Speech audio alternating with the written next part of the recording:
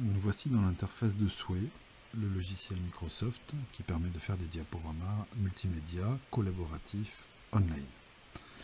Comme on peut le voir, un bandeau noir structure l'ensemble. Sur la partie gauche, des menus apparaissent, sur la partie droite aussi. Et au centre se construira le diaporama. Si on regarde rapidement les fonctions de base, on peut cliquer sur les trois petits points pour savoir créer un nouveau, le dupliquer, ou se déconnecter de son compte une fois qu'il est terminé. Par ailleurs, si l'on arrive dans un diaporama où l'on veut travailler de manière collaborative, à ce moment-là, il faut récupérer le lien auteur, qui est en fait l'outil pour que d'autres personnes viennent créer en même temps, dans cet espace, des bandeaux et que le diaporama soit collaboratif. Le lien de partage, lui, c'est le lien qu'on va simplement donner à quelqu'un pour qu'il vienne voir. Mais lui, il ne pourra faire que observer et non pas créer. Enfin, comment fait-on pour faire fonctionner ce souhait? Eh bien, tout simplement, on clique sur plus et on peut ajouter du texte. On peut cliquer sur plus et ajouter une image. Comme on peut le voir sur la gauche, un menu apparaît. Ce menu, c'est un moteur de recherche à l'intérieur duquel je peux choisir le moteur qui me convient. Si je n'ai pas envie de chercher, je mets simplement le mot-clé qui m'intéresse, par exemple organisation, et le logiciel va par lui-même chercher des images que je n'aurai plus qu'à insérer dans mon diaporama. C'est parfois un peu lent, parfois rapide, mais dans tous les cas, c'est intégré. Ça veut dire que dans Sway, le gros avantage qu'on a, c'est qu'on n'a pas besoin d'aller sur un autre moteur de recherche, enregistrer des images, tout va nous être proposé directement. Par ailleurs, on ne nous proposera pas simplement du texte, mais également, comme vous pouvez le voir, des tweets, des cartes. Tout n'est pas rangé comme prévu, des dépêches de presse ou des vidéos. Les vidéos se repèrent à certains petits logos, comme vous pouvez voir ici. Et donc mon diaporama devient véritablement multimédia. Si j'ai donc trouvé une image qui me convient, je n'ai plus qu'à l'attraper et à la faire glisser directement dans la zone prévue. Et bien voilà, le diaporama est prêt, on peut se lancer.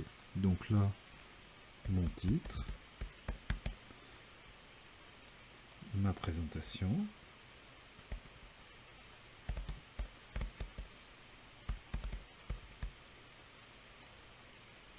mon image, je vais en attraper une autre pour qu'on voit bien le résultat. Voilà, et vous voyez qu'en fait, j'ai en peu de temps créé un diaporama dont on va pouvoir vérifier l'intérêt. Je clique donc sur aperçu et voici ce que j'obtiens. Un titre, mon image, mes images, dont une qui était une vidéo. Je reviens en arrière, je trouve que cette présentation n'est pas très convenable parce que mon titre n'est pas assez mis en valeur et je vais repartir dessus et je vais y ajouter une autre image. On verra ce que ça donne parce qu'elle va être en fond d'écran, cette image-là. Elle va lancer le travail. Je repars dessus et là on voit que mon affichage a totalement été modifié. Ça crée un fond d'écran qui va annoncer l'ensemble de mon diaporama. Alors, tout ceci pour vous expliquer qu'en fait, sur Sway, on crée des bandeaux avec du texte ou des images et qu'on les crée simplement une fois qu'on est dans un bandeau en cliquant sur plus. Alors, il ne suffit plus que de choisir le type d'affichage qu'on aura. D'accord ? Voilà, je pense que l'essentiel est montré. À vous de commencer à vous entraîner. Sway est un merveilleux outil pour effectuer des diaporamas interactifs et multimédia. Ici, tout s'apparente à un PowerPoint avec des diapositives qui sont ici plutôt des blocs texte lesquels peuvent être prolongés à l'infini et agrémentés de documents médias. Alors, on rajoute du média en cliquant directement sur Images, et un moteur de recherche va nous proposer tout de suite, selon un mot-clé ou non, des images depuis Internet. Par exemple, je vais taper Management.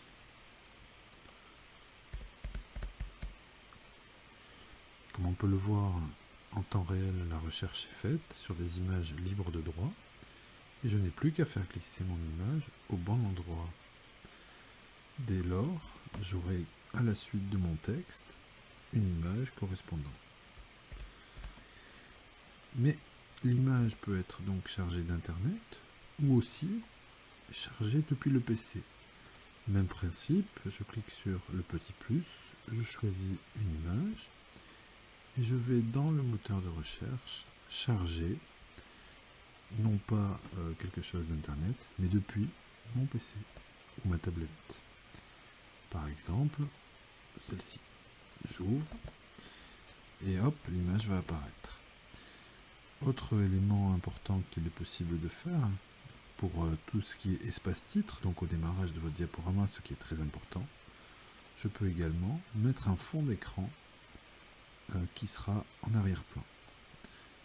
Et donc, on va regarder maintenant le résultat de ces trois types d'affichage. Autrement dit, un affichage arrière-plan, un affichage depuis une image d'internet et un affichage depuis la machine. J'ai donc juste à cliquer sur aperçu et à remonter en haut pour voir le résultat. Comme on voit, le titre est environné d'un paysage graphique, des images qui étaient déjà présentes et les deux images que j'ai choisi de charger. Elles sont mises en page, elles sont élégamment présentées, je n'ai rien eu à faire. Et elles encadrent ou elles suivent le texte que j'ai écrit. Dernière chose, et j'en aurai fini pour ce petit tutoriel, il suffit de cliquer sur une image pour décider de la manière dont elle va s'afficher. Alors, soit on peut sélectionner des zones qui seront prioritaires pour l'affichage, soit plus simplement de mettre en évidence ce que je vous recommande et qui est très simple. Soit c'est discret, donc c'est petit, soit c'est modéré, et c'est, par exemple, plus grand. À vous de voir ce qui vous convient. Voilà, c'est tout pour ce petit tutoriel. L'insertion de médias sur souhait peut être très simple, comme on l'a vu précédemment, ou être légèrement plus complexe, et donc permettre des subtilités inattendues et originales. Par exemple, en cliquant sur le menu carte, on a la possibilité d'insérer du texte, des titres, mais aussi des images, des vidéos, des tweets, et aussi des groupes. Prenons par exemple le groupe automatique. Je n'ai plus qu'à insérer des images maintenant dans ce groupe, que je fais glisser, tout simplement. Comme on peut le voir, les images s'apparaissent, je peux les légender ou non. Et ce qui est intéressant, c'est de regarder le résultat. Allons tout de suite sur l'aperçu. Comme on peut le voir, mes trois images apparaissent mises en page de manière simple et naturelle. Si ce résultat ne me convient pas, je repars dans mon scénario et je clique sur mon groupe, sur le petit triangle. Et vous voyez que là, dans le groupe automatique, il y a à côté type de groupe. Et je peux choisir dans la liste, par exemple, le menu grille. L'affichage sera immédiatement transformé, ou un mode diaporama. C'est-à-dire que là, j'ai le choix vraiment du type d'affichage que je veux gérer, si ça ne me convient pas le premier. À moi de tester, ça me permettra d'avoir un affichage varié qui surprend mon auditoire. Voilà, il suffit ensuite d'explorer l'ensemble. L'important étant de ne pas y perdre trop de temps, mais de savoir qu'on peut regrouper des images pour éviter d'en mettre une liste impressionnante et plutôt faire une mise en page resserrée et enrichie. Quand on commence à savoir maîtriser Sway, on constate que l'affichage devient quelque chose de presque automatique, que l'on n'a plus à construire soi-même et qui est relativement simple à moduler et à modifier. Par exemple, si je vais dans le menu Conception, je peux directement modifier la typographie par défaut, hein, le CSS on pourrait dire presque. Et donc cette typographie, je vais pouvoir choisir par exemple celle-ci. Comme on peut le voir directement, mon affichage va changer. Je vais vérifier tout de suite. Voilà, mon titre devient bleu. Il a changé dans mon emplacement. Et la police de caractère des différentes zones de texte change. Autre élément intéressant, la navigation maintenant. Comme on peut le voir ici, la navigation va de haut en bas, et donc mon souhait est relativement basique. Par contre, je peux également avoir un affichage qui sera de gauche à droite. Voici le résultat, hein, qui sera annoncé pour celui qui ne connaîtrait pas le souhait. Donc ma présentation va être différemment présentée, même si la molette de la souris tourne, elle sera de gauche à droite. Ça peut vraiment créer des effets différents, comme on peut le vérifier. Dernier élément, ici, donc on a un affichage par écran. Et donc, en cliquant voilà, sur la molette de la souris, je passe d'écran en écran. Alors ici, ça ressemble plus à un diaporama au fond. Enfin, je peux décider de remixer. Alors remixer, c'est vraiment le top du top, dans la mesure où jusqu'à présent, il fallait que ce soit moi qui cherche, qui choisisse. Désormais, le logiciel me propose des mises en page automatisées, une fois mes images et mon texte insérés. Voici une première piste avec un découpage spécifique. Continuons de remixer, puisque on va remixer jusqu'à ce que cela nous satisfasse. La police change, la graphie change, l'esthétique évolue. Alors on peut comme ça y passer beaucoup de temps, mais ce qu'il faut faire, c'est choisir quelque chose qui nous paraît efficace, facile d'accès et moderne. Moi j'aime bien celle-ci par exemple parce que on voit que l'affichage est très graphique et puis le fond d'écran est joli. C'est donc celui-ci que je choisirai. Je vous laisse continuer votre diaporama. Vous êtes désormais capable de faire une vraie présentation.